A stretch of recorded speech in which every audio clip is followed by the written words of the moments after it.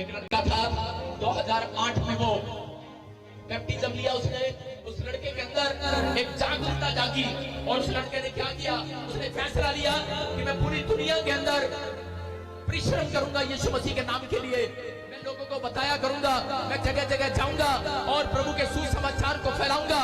जब उसने मेहनत करने का, परिश्रम करने का फैसला लिया तो उसी समय जब वो चल पड़ा, प्रार्थना करता, वो रातों को उठ कर दुआएं करता, रोता परमेश्वर के सामने, अपने परिवार के लिए नहीं लोगों के लिए रोता, दुआएं करता कि परमेश्वर पूरी दुनिया के लोग बच जाए, ये लोग छुड़ाए जाएं, ये लोग आजाद हो जाएं।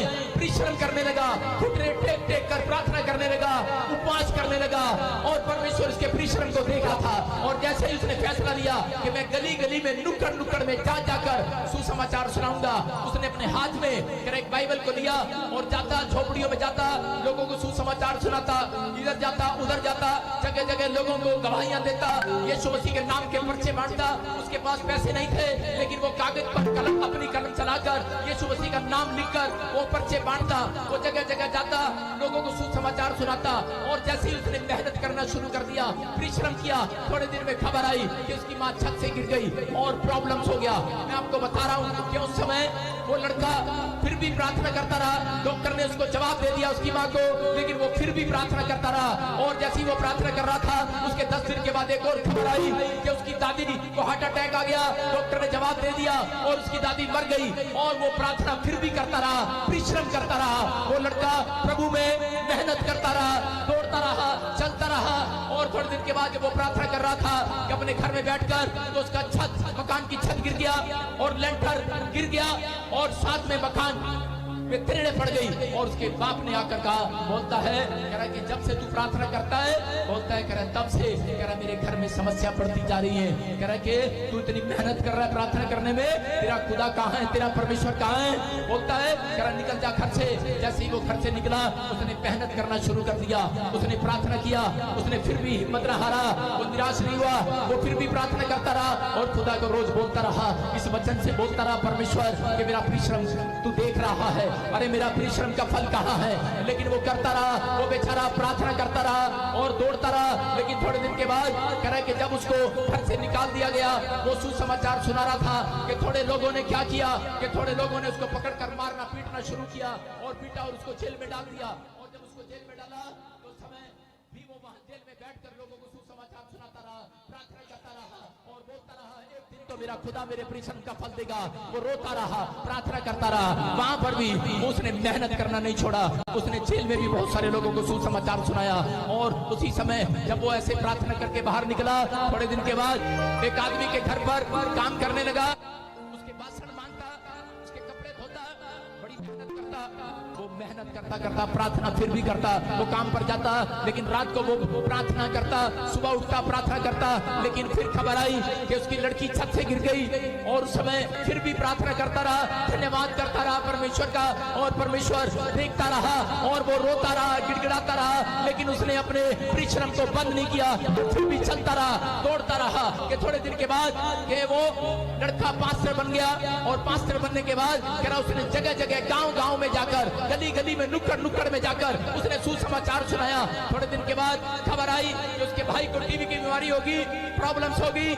वो फिर टेंशन में गया, लेकिन उसने फिर भी हिम्मत न हारा, प्रार्थना करता रहा, विनती करता रहा। जिस पास्टर के साथ काम करता था उसके साथ कह रहा है कि उसी समय क्या हो गया, कह रहा है कि वो लोग नफरत करने लगे उससे और चलने लगे, ईर्ष्या करने लगे। उसने छोड़ दिया वो चर्च। वो बोलता रहा, परमेश्वर से मेहनत करता रहा, फिर भी दुख उठाता रहा और चलता रहा, अपने परिश्रम को बंद नहीं किया। अपना परिश्रम कह रहा जो उसने यीशु मसीह में वादा किया था, प्रॉमिस किया था, वो करता रहा, मेहनत करता रहा। और एक दिन फिर क्या हुआ, कह रहा कि जब वो प्रार्थना करने के लिए गया, थोड़े दिन के बाद एक किसी ने उसको झूठे केस के अंदर डाल दिया। और उसी समय जब झूठे केस में उसको अंदर डाल दिया, तो वहां भी सुसमाचार सुनाता रहा, वो परिश्रम करता रहा, मेहनत करता रहा। किस लिए? कह रहा यीशु मसीह के लिए, के नाम के लिए दुख उठाता रहा, प्रार्थना करता रहा। लेकिन जब वो जेल में था तो उसी समय उसके पास खबर आई, जब वो प्रार्थना कर रहा था, लोगों को सुसमाचार सुना रहा था, कि खबर आई कि मकान मालिक ने तेरे बच्चों को बाहर निकाल दिया है।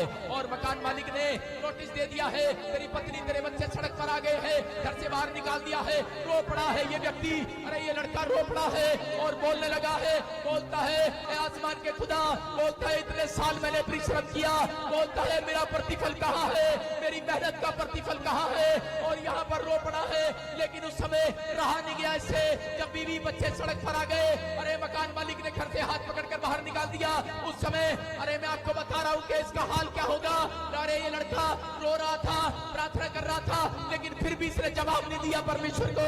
फिर भी ये शाम को प्रार्थना करने के लिए गया, ये फिर सुबह प्रार्थना करने के लिए गया, लेकिन रो रहा था और लेकिन कह रहा था, उस दिन हार गया ये लड़का और टूट गया और कहने लगा, बोलता है कह रहा परमेश्वर, कह रहा कि अब मैं सुसाइड कर लूंगा, अब मैं अपना जीवन खत्म कर लूंगा, बोलता है मैं थक गया हूँ। लेकिन उस रात इसके कानों में एक आवाज आती है, और इसके कानों में एक आवाज आती है, बोलता है अपना रोना पीटना बंद कर, अपना रोना पीटना बंद कर, कह रहा कि तेरी मेहनत का फल आज रात तेरी गोद में आने वाला है, तेरी मेहनत का फल आज रात तेरी गोद में आने वाला है। इस लड़के के कान में जब ये आवाज आई और इसने जब बाइबल खोली तो बाइबल के अंदर ये वचन लिखा था, यिर्मयाह 31:16 में कौन लिखा वहां पर, यहोवा यूं कहता है, कह रहा है कि अपना रोना पीटना बंद कर, मैंने तेरे आंसुओं को देखा है। वो आज ऐसे लोगों को बोल रहा है, मेरा बेटा है, मेरी बेटी सुन, अपने आंसुओं को कह रहा है परमेश्वर को एक सामने अगर आपने बहाए हैं, अगर आपने परिश्रम किया है, यीशु मसीह के नाम के लिए दुख उठाया है, अगर प्रार्थना की है, बाइबल पढ़ी है, कह रहा आपने अपना पेट काट कर लोगों की हेल्प की है, मैं कह रहा हूं आज रात आपका प्रतिफल आपकी गोद में आने वाला है, आने वाला चर्च, मेरा परमेश्वर झूठा नहीं है, आपकी गोद में आने वाला है। ये लड़का ही विश्वास करके कह रहा वहां पर भी कह रहा विश्वास कर रहा था, लेकिन रात को कह रहा जब इसने वचन को पढ़ा, सुबह खबर आई कि इस लड़के की जमानत हो गया। ये लड़का जैसे ही बाहर निकलता है, परमेश्वर का रोता हुआ धन्यवाद करता हुआ जा रहा था, और उसी समय पवित्र आत्मा ने क्या किया, एक आदमी उसके पास आया, बोलता है मेरा बच्चा मर गया है। उस लड़के ने उसके ऊपर हाथ रखा, वो बच्चा जिंदा हो गया। एक औरत एक और उसके पास आई, बोलती कि मेरे बच्चे की आंख नहीं है, उसने हाथ रखा, चमत्कार हो गया, उसकी आंखें वापस आ गई। एक औरत और आई, बोलती है रसोली है, कैंसर है, और उसने उसके ऊपर हाथ रखा, वो कैंसर चला गया, चमत्कार करने लगा परमेश्वर। उस लड़के के जीवन से चमत्कार होने लगे। मैं कह रहा हूं कि उस लड़के के जीवन में परमेश्वर ने चमत्कार पर चमत्कार करना शुरू कर दिया। जितना दुख उठाया था उससे ज्यादा परमेश्वर ने उसको अनॉइंटिंग देना शुरू कर दिया। आज वो लड़का आपके सामने खड़ा है, उसका नाम पास्टर भजिंदर। हालेलुया! कितने लोग खुश हैं? यस। जितना ज्यादा सफर करोगे, जितना ज्यादा पीसे जाओगे, जितने ज्यादा पीसे जाओगे, उतने ज्यादा ऑयल और अभिषेक से भरते जाओगे। आमेन। कितनों को विश्वास है? यस। सच बोल रही हूँ, जितने वादा कर रहे हैं, यस खुदा आज मैं सुसमाचार के जूते पहनकर ही चर्च से निकलने वाला हूँ।